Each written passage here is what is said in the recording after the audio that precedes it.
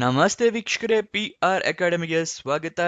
ಮತ್ತೊಂದು ಸರ್ಕಾರಿ ಹುದ್ದೆಯ ಜೊತೆಗೆ ನಿಮ್ಮ ಮುಂದೆ ಹಾಜರಾಗಿದ್ದೀವಿ. ಇದು ಯಾವ ಸರ್ಕಾರಿ ಹುದ್ದೆ, ಹೇಗೆ ಅರ್ಜಿ ಹಾಕೋಬೇಕು, ಎಲ್ಲದರ ವಿವರನ ನಿಮಗೆ ತಿಳಿಸ್ಕೊಡ್ತೀವಿ. ವಿಡಿಯೋನ ಕೊನೆ ತನಕ ನೋಡೋದು ಮರಿಬೇಡಿ. ವಿಡಿಯೋ ಶುರು ಮಾಡೋಕ್ಕೂ ಮುಂಚೆ ಇನ್ನೂ ನಮ್ಮ ಚಾನಲ್ ಸಬ್ಸ್ಕ್ರೈಬ್ ಆಗಿಲ್ಲ ಅಂದ್ರೆ ಇವಾಗಲೇ ಸಬ್ಸ್ಕ್ರೈಬ್ ಆಗಿ. ಪ್ರತಿದಿನನೂ ಗೌರ್ನಮೆಂಟ್ ಜಾಬ್ ಡೀಟೇಲ್ಸ್ನ ತಿಳಿಸ್ಕೊಡ್ತೀವಿ, ಒಂದ್ ದಿವಸನೂ ಮಿಸ್ ಮಾಡೋದಿಲ್ಲ. ಹಾಗೆ ಅದರ ಪಕ್ಕದಲ್ಲೇ ಇರೋ ಬೆಲ್ ಐಕನ್ನ ಕೂಡ ಪ್ರೆಸ್ ಮಾಡಿ. ವಿಡಿಯೋ ಅಪ್ಲೋಡ್ ಆಗಿದ ತಕ್ಷಣನೇ ನಿಮಗೆ ನೋಟಿಫಿಕೇಶನ್ ಸಿಗುತ್ತೆ. ಆದಷ್ಟು ಬೇಗ ಅರ್ಜಿಯನ್ನ ಹಾಕಬಹುದು. ಇವಾಗ ವಿಡಿಯೋನ ಶುರು ಮಾಡೋಣ. WCD ಅಂತ ಹೇಳಿದ್ರೆ women and child development department ಅಂತ ಹೇಳಿದ್ರೆ ಮಹಿಳಾ ಮತ್ತು ಮಕ್ಕಳ ಅಭಿವೃದ್ಧಿ ಇಲಾಖೆಯವರು ಹುದ್ದೆಗಳಿಗೆ ಅರ್ಜಿಯನ್ನ ಕರೆದಿದ್ದಾರೆ. ಯಾವ ಪ್ಲೇಸ್ ನಲ್ಲಿ ಅಂತ ಹೇಳಿದ್ರೆ ದಕ್ಷಿಣ ಕನ್ನಡ, ಕರ್ನಾಟಕ. ಈ ಪ್ಲೇಸ್ ನಲ್ಲಿ ಹುದ್ದೆಗಳಿಗೆ ಅರ್ಜಿಯನ್ನ ಕರೆದಿದ್ದಾರೆ. 277 ಹುದ್ದೆ ಖಾಲಿ ಇದೆ. ಅಂಗನವಾಡಿ ವರ್ಕರ್ ಮತ್ತೆ ಅಂಗನವಾಡಿ ಹೆಲ್ಪರ್ ಹುದ್ದೆ ಇದಾಗಿದೆ. ಇದಕ್ಕೆ ಸ್ಯಾಲ್ರಿ ಎಷ್ಟಿರುತ್ತೆ ಅಂತ ಹೇಳಿ ಅವರು ನೋಟಿಫಿಕೇಶನ್ ನಲ್ಲಿ ಮೆನ್ಷನ್ ಮಾಡಿರೋದಿಲ್ಲ. ನೀವುಗಳು ಕೂಡ ಒಂದ್ಸಲ ನೋಟಿಫಿಕೇಶನ್ ನ ಓದ್ಕೊಳ್ಳಿ, ಗೊತ್ತಾಗತ್ತೆ. ನಿಮಗೆ ನೋಟಿಫಿಕೇಶನ್ ಡೌನ್ಲೋಡ್ ಮಾಡ್ಕೊಳ್ಳೋದು ಕೂಡ ಇದೇ ವಿಡಿಯೋದಲ್ಲಿ ತಿಳಿಸ್ಕೊಡ್ತೀವಿ. ನೆಕ್ಸ್ಟ್, ಯಾವ್ಯಾವ ಹುದ್ದೆ ಎಷ್ಟೆಷ್ಟು ಖಾಲಿ ಇದೆ ಅಂತ ತಿಳ್ಕೊಳ್ಳೋದಾದ್ರೆ ಅಂಗನವಾಡಿ ವರ್ಕರ್ ಹುದ್ದೆ 56 ಖಾಲಿ ಇದೆ. ಅಂಗನವಾಡಿ ಹೆಲ್ಪರ್ ಹುದ್ದೆ 221 ಖಾಲಿ ಇದೆ. ಟೋಟಲ್ 277 ಹುದ್ದೆ. ಇವಾಗ ಎಜುಕೇಶನ್ ಕ್ವಾಲಿಫಿಕೇಶನ್ ಏನ್ ಮಾಡಿರಬೇಕು ಅಂತ ಹೇಳಿ ತಿಳಿಸ್ಕೊಡ್ತಾ ಇದ್ದೀನಿ. ಅಂಗನವಾಡಿ ವರ್ಕರ್ ಹುದ್ದೆಗೆ SSLCನೂ ಆಗಿರ್ಬೇಕಾಗತ್ತೆ, PUC 2 ಆಗಿರ್ಬೇಕಾಗತ್ತೆ. ಅದೇನಾದ್ರೂ ನೀವು ಅಂಗನವಾಡಿ ಹೆಲ್ಪರ್ ಹುದ್ದೆಗೆ ಅರ್ಜಿಯನ್ನ ಹಾಕ್ತೀರಾ ಅಂತ ಹೇಳಿದ್ರೆ ಜಸ್ಟ್ SSLC ಪಾಸ್ ಆದ್ರೆ ಸಾಕು, ನೀವು ಅರ್ಜಿಯನ್ನ ಹಾಕಬಹುದು. SSLC ಅಥವಾ 10th ಅಂತ ಹೇಳ್ತೀವಿ. PUCಗೆ ಕರ್ನಾಟಕದಲ್ಲಿ PUC ಅಂತ ಹೇಳ್ತೀವಿ, ಆದ್ರೆ ಬೇರೆ ಸ್ಟೇಟ್ಗಳಲ್ಲಿ ಇದಕ್ಕೆ 12th ಅಂತ ಹೇಳ್ತಾರೆ. ಅದನ್ನ ನೆನ್ಪಿಟ್ಕೊಳ್ಳಿ, ಅರ್ಜಿಯನ್ನ ಹಾಕೋಬಹುದು ನೀವು. ಗೊತ್ತಾಯ್ತಲ್ವಾ ಏನೇನು ಎಜುಕೇಶನ್ ಮಾಡಿರ್ಬೇಕು ಅಂತ ಹೇಳಿ. ಇವಾಗ ನೆಕ್ಸ್ಟ್ ವಿಡಿಯೋದಲ್ಲಿ ಮುಂದೆ ಹೇಗೆ ಅರ್ಜಿಯನ್ನ ಹಾಕೋಬೇಕು ಅನ್ನೋದನ್ನ ತಿಳಿಸ್ಕೊಡ್ತೀನಿ. ಅದಕ್ಕಿಂತ ಮುಂಚೆ ದಯವಿಟ್ಟು ಲೈಕ್ ಮಾಡಿಲ್ಲ ಅಂದ್ರೆ ಆ ಲೈಕ್ ಬಟನ್ನ ಪ್ರೆಸ್ ಮಾಡಿ. ನೀವು ಲೈಕ್ ಮಾಡಿದಾಗ ಹಲವಾರು ಜನರಿಗೆ ವಿಡಿಯೋ ತಲುಪುತ್ತೆ. ಮತ್ತೆ ದಯವಿಟ್ಟು ಏನಾದರೂ ಒಂದು ಕಮೆಂಟ್ ಮಾಡಿ. ನೀವು ಏನಾದರೂ ಕಮೆಂಟ್ ಮಾಡಿ, ಒಂದು ಎಮೋಜಿನೋ, ಒಂದು ಲೈಕ್ ಬಟನ್ನೋ, ಅಥವಾ ಏನಾದರೂ ಒಂದು ಲೈಕ್ ಕಮೆಂಟ್ ಮಾಡಿ. ಅವಾಗ ನಮ್ಮ ವಿಡಿಯೋ ಹಲವಾರು ಜನರಿಗೆ ರೀಚ್ ಆಗತ್ತೆ, ಸ್ವಲ್ಪ ರೀಚ್ ಜಾಸ್ತಿ ಆಗುತ್ತೆ. ಅದಕ್ಕೋಸ್ಕರ ದಯವಿಟ್ಟು ಏನಾದರೂ ಕಮೆಂಟ್ ಮಾಡಿ.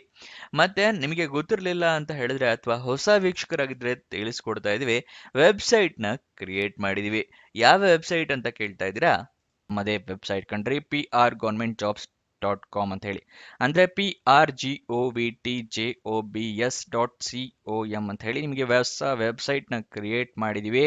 ಇದರ ಲಿಂಕು ಡಿಸ್ಕ್ರಿಪ್ಷನ್ ಮತ್ತೆ ಕಮೆಂಟ್ ಬಾಕ್ಸ್ ನಲ್ಲಿ ಕೊಟ್ಟಿದ್ವಿ. ಏನಕ್ಕೆ ವೆಬ್ಸೈಟ್ ಕ್ರಿಯೇಟ್ ಮಾಡಿದೀವಿ ಅಂದ್ರೆ ಯೂಟ್ಯೂಬ್ ನಲ್ಲಿ 2 ರಿಂದ 3 ಜಾಬ್ ಡೀಟೇಲ್ಸ್ ತಿಳಿಸ್ಕೊಡ್ಬೋದು ಪ್ರತಿದಿನಕ್ಕೆ.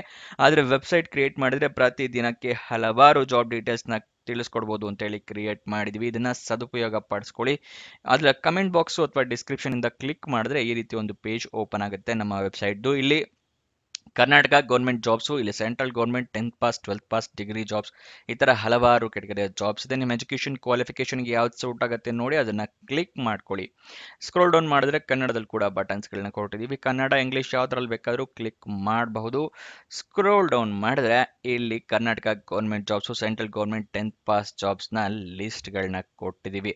ಇಲ್ಲಿ ಎಲ್ಲ ಲಿಸ್ಟ್ನ ನೋಡ್ಕೋಬಹುದು. ಇಲ್ಲಿ ಸ್ಕ್ರೋಲ್ ಡೌನ್ ಮಾಡ್ಕೊಂಡು ನೋಡ್ಕೋಬಹುದು. ಮೊಬೈಲ್ನಲ್ಲಿ ಆಗಿದ್ರು ಅಷ್ಟೇ ಇದನ್ನ ಸ್ಕ್ರೋಲ್ ಡೌನ್ ಮಾಡಿದ್ರೆ ನಿಮಗೆ ಡೀಟೇಲ್ಸ್ ಸಿಗುತ್ತೆ. ಕೆಳಗಡೆ ಮೋರ್ ಜಾಬ್ಸ್ ಅಂತಿದೆಯಲ್ಲ, ಇದನ್ನು ಕ್ಲಿಕ್ ಮಾಡಿದ್ರೆ ಇನ್ನೂ ಹಲವಾರು ಜಾಬ್ಸ್ ಓಪನ್ ಆಗುತ್ತೆ. ಕರ್ನಾಟಕ ಗೌರ್ಮೆಂಟ್ ಇಂದು, ಸೆಂಟ್ರಲ್ ಗೌರ್ಮೆಂಟ್ ಮತ್ತೆ 10th ಪಾಸ್ ಜಾಬ್ಸ್ ಇಂದು ಹಲವಾರು ಜಾಬ್ಸ್ ಡೀಟೇಲ್ಸ್ ಓಪನ್ ಆಗುತ್ತೆ. ಅದನ್ನ ಪಡ್ಕೊಳ್ಳಿ, ಯಾವ ಜಾಬ್ ಡೀಟೇಲ್ಸ್ ಬೇಕು ಅಂತ. ಆದ್ರೆ ನೀವು ಕೇಳ್ಬೋದು, ಈ ವೆಬ್ಸೈಟ್ ನಲ್ಲಿ ಜಾಬ್ ಡೀಟೇಲ್ಸ್ ಅಪ್ಲೋಡ್ ಆಗಿದ ತಕ್ಷಣ ನಿಮಗೆ ಹೇಗೆ ಗೊತ್ತಾಗತ್ತೆ ಅಂತ ಹೇಳಿದ್ರೆ, ನಾವು ನಿಮಗೆ ವಾಟ್ಸಪ್ ಮತ್ತೆ ಟೆಲಿಗ್ರಾಮ್ ಚಾನಲ್ ನಿಂದ ಲಿಂಕ್ ನ ಪ್ರೊವೈಡ್ ಮಾಡ್ತೀವಿ. ಸೊ ಅದನ್ನ ಫಾಲೋ ಮಾಡಿ. ಡಿಸ್ಕ್ರಿಪ್ಷನ್ ಮತ್ತೆ ಕಮೆಂಟ್ ಬಾಕ್ಸ್ ನಲ್ಲಿ ಈ ಸೋಷಿಯಲ್ ಮೀಡಿಯಾ ಚಾನಲ್ಸ್ ನ ಲಿಂಕ್ ಕೊಟ್ಟಿದ್ದೀನಿ ಡಿಸ್ಕ್ರಿಪ್ಷನ್ ನಲ್ಲಿ. ಅಲ್ಲಿಂದ ಕ್ಲಿಕ್ ಮಾಡಿದ್ರೆ ನೀವು ಟೆಲಿಗ್ರಾಮ್ ನ ಜಾಯ್ನ್ ಆಗ್ಬೋದು. ಅಲ್ಲಿಂದನೇ ಕ್ಲಿಕ್ ಮಾಡಿ ವಾಟ್ಸಪ್ ಚಾನೆಲ್ ನ ಕೂಡ ಜಾಯ್ನ್ ಆಗ್ಬೋದು.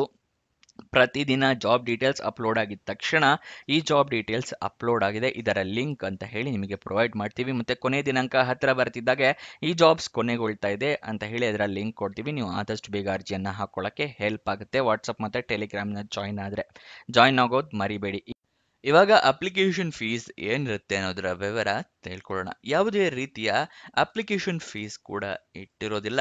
ಎಲ್ಲರಿಗೂ ಹೆಲ್ಪ್ ಆಗಲಿ, ಎಲ್ಲರಿಗೂ ಜಾಬ್ ಸಿಗಲಿ ಅನ್ನೋದಕ್ಕೆ ಅವರು ಉಚಿತವಾಗಿ ಅರ್ಜಿಯನ್ನ ಹಾಕೊಳ್ಳೋದಕ್ಕೆ ವ್ಯವಸ್ಥೆಯನ್ನ ಮಾಡಿದ್ದಾರೆ. ಇದನ್ನ ಸದುಪಯೋಗ ಪಡಿಸ್ಕೊಳ್ಳಿ.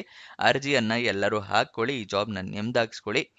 ಸೆಲೆಕ್ಷನ್ ಪ್ರೋಸೆಸ್ನ ವಿವರ ತಿಳ್ಕೊಳ್ಳೋದಾದ್ರೆ ಯಾವುದೇ ರೀತಿಯ ಪರೀಕ್ಷೆಗಳು ಇರೋದಿಲ್ಲ. ಅಂದ್ರೆ return test, computer based test ಅಥವಾ ಲಿಖಿತ ಪರೀಕ್ಷೆ ಈ ತರ ಯಾವುದೇ ರೀತಿಯ ಪರೀಕ್ಷೆನೇ ಇಲ್ಲ. ಇಂಟರ್ವ್ಯೂ ಕೂಡ ಇರೋದಿಲ್ಲ, ನಿಮಗೆ ಸಂದರ್ಶನ ಕೂಡ ಮಾಡಲ್ಲ. ಜಸ್ಟ್ ನೀವು ಅಪ್ಲಿಕೇಶನ್ನ ಹಾಕಿದ್ರೆ ಸಾಕು, ನಿಮ್ಮನ್ನ ಮೆರಿಟ್ ಲಿಸ್ಟ್ ಪ್ರಕಾರ ಸೆಲೆಕ್ಟ್ ಮಾಡಿ ನಿಮಗೆ ಜಾಬ್ ಕೊಡ್ತಾರೆ. ಅದಕ್ಕೋಸ್ಕರ ಅರ್ಜಿಯನ್ನ ಹಾಕೊಳ್ಳಿ, ಜಾಬ್ನ ಕೊನೆ ತನಕ ನೋಡಿ ಹಾಕೊಳ್ಳಿ. ನೆಕ್ಸ್ಟ್, ಹೇಗೆ ಅರ್ಜಿಯನ್ನ ಹಾಕೋಬೇಕು ಅಂತ ಹೇಳಿದ್ರೆ, ನೀವು ಆನ್ಲೈನ್ ಮುಖಾಂತರ ಅರ್ಜಿಯನ್ನ ಹಾಕೋಬೇಕಾಗುತ್ತೆ.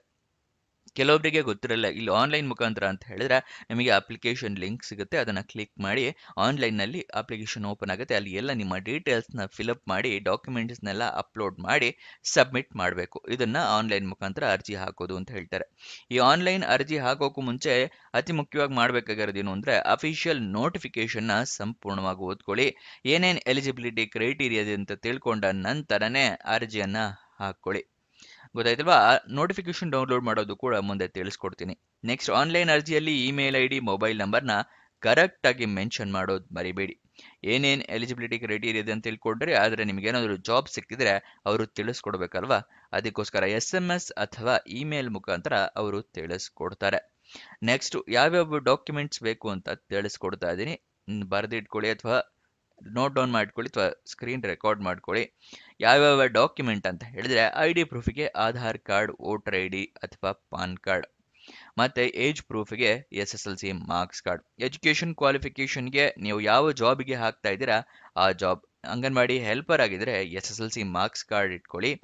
ಅಂಗನವಾಡಿ ವರ್ಕರ್ ಹುದ್ದೆಗೆ ಆಗಿದ್ರೆ SLC ಮಾರ್ಕ್ಸ್ ಕಾರ್ಡು ಮತ್ತೆ PUC ಮಾರ್ಕ್ಸ್ ಕಾರ್ಡ್ ಎರಡೂ ಕೂಡ ಬೇಕಾಗುತ್ತೆ.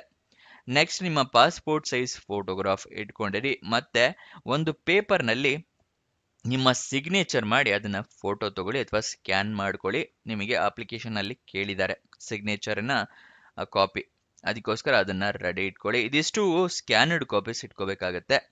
ನೀವು ಪ್ರಿಂಟ್ ಔಟ್ ತಗೊಂಡ್ರೆ ಉಪಯೋಗ ಆಗೋದಿಲ್ಲ, ಸ್ಕ್ಯಾನ್ ಮಾಡಿ ಇಟ್ಕೊಳ್ಳಿ. ಇಲ್ಲ ಅಂತ ಹೇಳಿದ್ರೆ ಮೊಬೈಲ್ನಲ್ಲೇ ಅರ್ಜಿಯನ್ನ ಹಾಕ್ತೀರಾ ಅಂತ ಹೇಳಿದ್ರೆ ಎಲ್ಲ ಡಾಕ್ಯುಮೆಂಟ್ಸು ಫೋಟೋ ತಗೊಂಡಿಟ್ಕೊಳ್ಳಿ. ಮೊಬೈಲ್ನಲ್ಲಿ ಕ್ಲಿಯರ್ ಆಗಿ ಕಾಣೋ ಥರ ಫೋಟೋ ತೊಗೊಂಡು ಇಟ್ಕೊಳ್ಳಿ. ಮತ್ತೆ ಇದಿಷ್ಟು ರೆಡಿ ಇಟ್ಕೊಂಡ ನಂತರನೇ ಅರ್ಜಿಯನ್ನು ಹಾಕೊಳ್ಳೋದಕ್ಕೆ ಹೋಗಿ. ಅಪ್ಲಿಕೇಶನ್ ಎಲ್ಲ ಕರೆಕ್ಟ್ ಇದೆಯಾ ಅಂತ ಡೀಟೇಲ್ಸ್ ಕರೆಕ್ಟ್ ಇದೆಯಾ ಚೆಕ್ ಮಾಡಿದ ನಂತರನೇ ಸಬ್ಮಿಟ್ ಬಟನ್ನ ಕ್ಲಿಕ್ ಮಾಡಿ. ಸಬ್ಮಿಟ್ ಬಟನ್ನ ಕ್ಲಿಕ್ ಮಾಡಿದ ಮೇಲೆ ಅಪ್ಲಿಕೇಶನ್ ನಂಬರ್ ಅಥವಾ ರೆಫರೆನ್ಸ್ ನಂಬರ್ ಏನಾದರೂ ಬಂದರೆ ಅದನ್ನು ಬರೆದಿಟ್ಕೊಳ್ಳಿ, ನಿಮ್ಮ ಫ್ಯೂಚರ್ ರೆಫರೆನ್ಸಿಗೆ ಬೇಕಾಗತ್ತೆ. ಅಪ್ಲಿಕೇಶನ್ ಓಪನ್ ಆಗಿದ್ದು 2 ಸೆಪ್ಟೆಂಬರ್ಗೆ, ಕೊನೆಯ ದಿನಾಂಕ 10 ಅಕ್ಟೋಬರ್ ತನಕ ಅವಕಾಶ ಇದೆ. ಕೊನೆ ದಿನಾಂಕ ಲೇಟ್ ಇದೆ ಅಂತ ಹೇಳಿ ನೀವು ವೇಟ್ ಮಾಡೋದಕ್ಕೆ ಹೋಗಬೇಡಿ, ಆದಷ್ಟು ಬೇಗ ಅರ್ಜಿಯನ್ನ ಹಾಕೊಳ್ಳಿ. ಕೊನೆ ದಿನಾಂಕ ಹತ್ತಿರ ಬರ್ತಿದ್ದಾಗೆ ಸರ್ವರ್ ಕ್ರ್ಯಾಶ್ ಆಗೋ ಸಾಧ್ಯತೆ ಜಾಸ್ತಿ ಇರುತ್ತೆ. ಯಾಕಂದ್ರೆ ಉಚಿತವಾಗಿ ಅರ್ಜಿ ಹಾಕೋದ್ರಿಂದ ಎಲ್ಲರೂ ಅರ್ಜಿಯನ್ನ ಹಾಕ್ತಾ ಇರ್ತಾರೆ. ಅಫಿಷಿಯಲ್ ನೋಟಿಫಿಕೇಶನ್ PDF ಇಲ್ಲಿದಿಲ್ಲ, PDF ಅಲ್ಲ, ಇದನ್ನ ಕ್ಲಿಕ್ ಮಾಡಿದ್ರೆ ನಿಮಗೆ ಅಫಿಷಿಯಲ್ ನೋಟಿಫಿಕೇಶನ್ ಓಪನ್ ಆಗುತ್ತೆ. ಇಲ್ಲಿ ಎಲ್ಲ ಡೀಟೇಲ್ಸ್ನ ತಿಳ್ಕೋಬಹುದು. ಗೊತ್ತಾಯ್ತಲ್ವಾ? ಇಲ್ಲಿ ಅವರು ಕಚೇರಿಯ ನಂಬರ್ನ ಕೂಡ ಕೊಟ್ಟಿದ್ದಾರೆ, ಇಲ್ಲಿಂದ ಕಾಲ್ ಮಾಡಿ ನೀವು ಡೀಟೇಲ್ಸ್ನ ಕೂಡ ತಿಳ್ಕೋಬಹುದು. ನೆಕ್ಸ್ಟು, ನಿಮಗೆ ಗೈಡ್ಲೈನ್ಸ್ ಹೇಗೆ ಏನೇನು ಗೈಡ್ಲೈನ್ಸ್ ಇರುತ್ತೆ ಅಂತ ಹೇಳಿ ಅದರ PDF ನ ಕೂಡ ಕೊಟ್ಟಿದ್ದಾರೆ. ಅದನ್ನು ಕ್ಲಿಕ್ ಮಾಡಿದ್ರೆ ಇಲ್ಲಿ ತೋರಿಸುತ್ತೆ ನಿಮಗೆ ಏನೇನು ಗೈಡ್ಲೈನ್ಸ್ ಇದೆ ಅಂತ ಹೇಳಿ ಕನ್ನಡದಲ್ಲೇ ಬರೆದಿದ್ದಾರೆ. ಇದನ್ನೆಲ್ಲ ನೀವು ತಿಳ್ಕೋಬಹುದು. ಗೊತ್ತಾಯ್ತಲ್ವಾ? ನೆಕ್ಸ್ಟ್ ಡೀಟೇಲ್ಸ್ ನೋಡಿದ್ರೆ ಆನ್ಲೈನ್ ಅರ್ಜಿಯನ್ನ ಹೇಗೆ ಹಾಕೊಳ್ಳೋದು ಅಂತ ಹೇಳಿ, ಇದನ್ನ ಕ್ಲಿಕ್ ಹಿಯರ್ ಅಂತ ಇದೆಯಲ್ಲ ಇದನ್ನ ಕ್ಲಿಕ್ ಮಾಡಿ ಈ ತರ ಓಪನ್ ಆಗುತ್ತೆ. ಮತ್ತೆ ನೆನ್ಪಿಟ್ಕೊಳ್ಳಿ, ಮೊಬೈಲ್ನಲ್ಲಿ ಕೆಲವೊಂದ್ಸಲ ಓಪನ್ ಆಗೋದಿಲ್ಲ ಈ ಲಿಂಕ್ನ. ಸೊ ನೀವು ಮೊಬೈಲ್ನಲ್ಲಿ ಓಪನ್ ಮಾಡಿದಾಗ ಮೇಲ್ಗಡೆ ಇಲ್ಲಿ 3 ಬಟನ್ಸ್ ಕಾಣ್ತಾ ಇರುತ್ತೆ ನಿಮ್ಮ ಮೊಬೈಲಲ್ಲಾದ್ರೆ ಅದನ್ನ ಕ್ಲಿಕ್ ಮಾಡಿ ಡೆಸ್ಕ್ಟಾಪ್ ಮೋಡ್ ಅಂತ ಹೇಳಿ ಮಾಡ್ಕೋಬೇಕಾಗುತ್ತೆ. ಅವಾಗ ಈ ಪೇಜ್ ಓಪನ್ ಆಗುತ್ತೆ. ಗೊತ್ತಾಯ್ತಲ್ವಾ? ಡೆಸ್ಕ್ಟಾಪ್ ಮೋಡ್ ಆನ್ ಮಾಡ್ಕೊಂಡಿಲ್ಲ ಅಂತ ಹೇಳಿದ್ರೆ ಕೆಲವೊಂದು ಮೊಬೈಲಲ್ಲಿ ಈ ಪೇಜ್ ಓಪನ್ ಆಗಲ್ಲ ಈ ಲಿಂಕ್. ಅದಕ್ಕೋಸ್ಕರ ಆನ್ಲೈನ್ ಅರ್ಜಿ ಮೊಬೈಲಲ್ಲೇ ಹಾಕ್ತೀರಾ ಅಂತ ಹೇಳಿದ್ರೆ ಡೆಸ್ಕ್ಟಾಪ್ ಮೋಡ್ ಮಾಡ್ಕೊಳ್ಳಿ, ಇಲ್ಲ ಅಂತ ಹೇಳಿದ್ರೆ ಕಂಪ್ಯೂಟರ್ನಲ್ಲಿ ಹಾಕ್ಕೊಳ್ಳಿ. ಗೊತ್ತಾಯ್ತಲ್ವಾ? ಈ 2 ಮುಖಾಂತರ ಮಾಡ್ಬೋದು.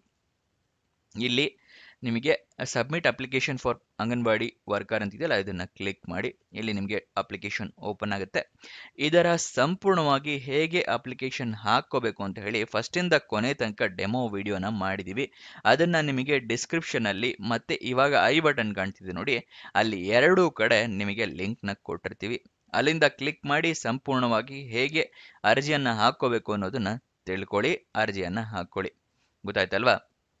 ನೆಕ್ಸ್ಟ್ ಅಫಿಷಿಯಲ್ ವೆಬ್ಸೈಟ್ ಅಡ್ರೆಸ್ ಬೇಕು ಅಂತ ಹೇಳಿದ್ರೆ KARNEMAKAONE.KAR.NIC.in ಇದು ಅಫಿಷಿಯಲ್ ವೆಬ್ಸೈಟ್ನ ಅಡ್ರೆಸ್ ಆಗಿರುತ್ತೆ.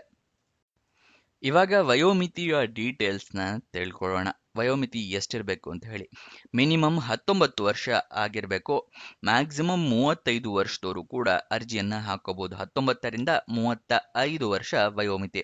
ವಯೋಮಿತಿಯ ಸಡಿಲಿಕೆಯನ್ನು ಕೊಟ್ಟಿದ್ದಾರೆ.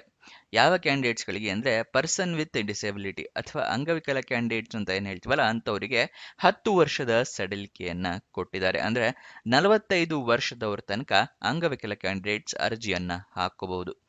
ಇದಿಷ್ಟು ಈ ಜಾಬ್ನ ವಿವರ. ನಿಮಗೇನೇ ಡೌಟ್ಸ್ ಅಥವಾ ಕ್ವಶನ್ಸ್ ಇದ್ರೆ ಕಮೆಂಟ್ ಬಾಕ್ಸ್ನಲ್ಲಿ ಕಮೆಂಟ್ ಮಾಡಿ, ನಾವು ಉತ್ತರ ಕೊಡೋದಕ್ಕೆ ಪ್ರಯತ್ನ ಮಾಡ್ತೀವಿ. ಕೊನೆ ತನಕ ನೋಡಿದ್ದಕ್ಕೆ ಧನ್ಯವಾದ. ಇನ್ನೊಂದು ಜಾಬ್ ವಿಡಿಯೋ ಜೊತೆ ಸಿಗೋಣ. ಬಾಯ್ ಬಾಯ್.